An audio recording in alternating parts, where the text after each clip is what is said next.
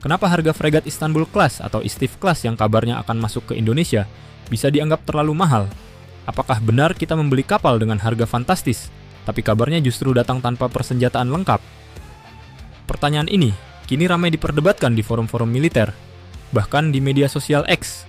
Sebagian menilai ini langkah strategis, sementara sebagian lain menyebutnya sebagai pemborosan besar. Lalu, bagaimana sebenarnya duduk persoalannya? Mengenal fregat Istif. Sebelum masuk ke kontroversi, mari kita kenali dulu kapal ini. Istif Class adalah fregat terbaru dari program Milgem Turki.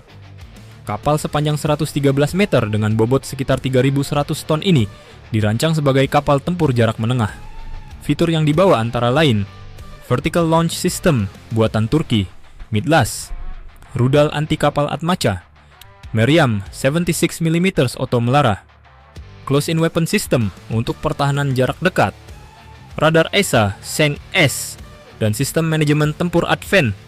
Secara desain, kapal ini sekelas dengan fregat modern regional. Tapi pertanyaannya, apakah semua sistem itu akan langsung terpasang pada fregat yang dibeli Indonesia?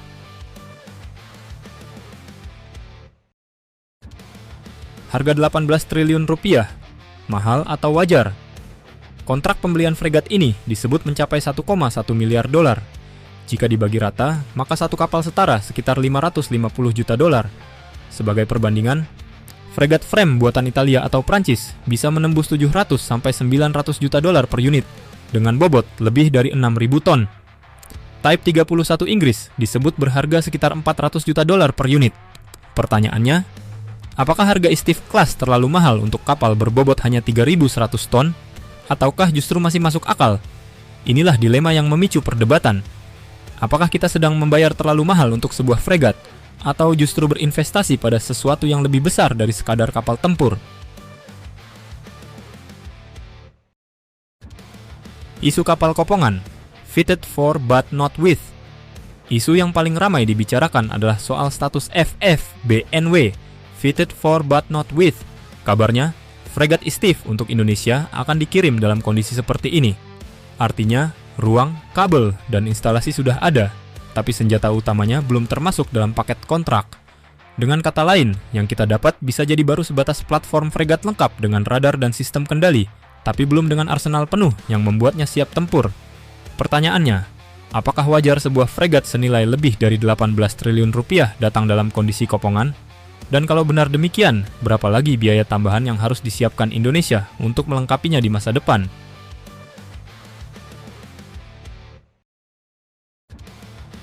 Transfer teknologi dan offset. Di balik kritik soal harga, ada juga argumen positif. Kontrak ini disebut melibatkan PT PAL sebagai mitra lokal. Artinya, ada peluang transfer teknologi dan offset industri. Jika benar dijalankan, Indonesia tidak hanya membeli kapal perang, tetapi juga membeli ilmu, pengalaman, dan kemampuan membangun fregat modern di masa depan. Namun, pertanyaan pentingnya tetap sama. Apakah nilai transfer teknologi ini sebanding dengan harga kontrak sebesar 1,1 miliar dolar?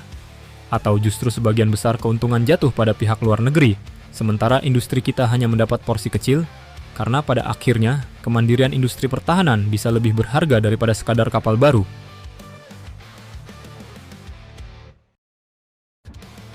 Opportunity cost, pilihan strategis atau salah prioritas.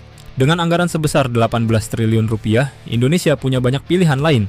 Dana itu bisa dipakai memperkuat armada kapal selam, membeli rudal pertahanan pantai jarak jauh, atau menambah kapal patroli cepat dalam jumlah besar. Bahkan, sempat beredar opsi pembelian fregat frame bekas Italia. Meski bukan kapal baru, tapi ukurannya lebih besar dan sudah lengkap dengan persenjataan, serta bisa langsung operasional tanpa menunggu lama. Jadi mana yang lebih tepat? 2 fregat Istif baru buatan Turki, frame bekas dengan senjata lengkap, atau puluhan kapal kecil untuk patroli di lautan luas kita? Disinilah dilema muncul. Kapal besar untuk daya gentar, atau jumlah kapal banyak untuk kehadiran nyata di lapangan?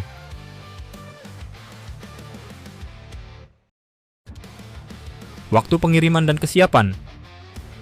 Ada juga kabar bahwa slot produksi fregat Istif untuk Indonesia berasal dari program Turki sendiri yang dialihkan. Jika benar, ini bisa jadi keuntungan karena kapal datang lebih cepat. Namun, konsekuensinya, mungkin ada keterbatasan dalam kustomisasi sesuai kebutuhan TNI Angkatan Laut. Pertanyaannya, Apakah langkah ini membuat Indonesia benar-benar mendapat fregat dengan kualitas penuh sesuai spesifikasi ideal? Atau kita hanya mengambil jatah kosong yang tersedia, sehingga beberapa aspek harus dikompromikan demi kecepatan pengiriman?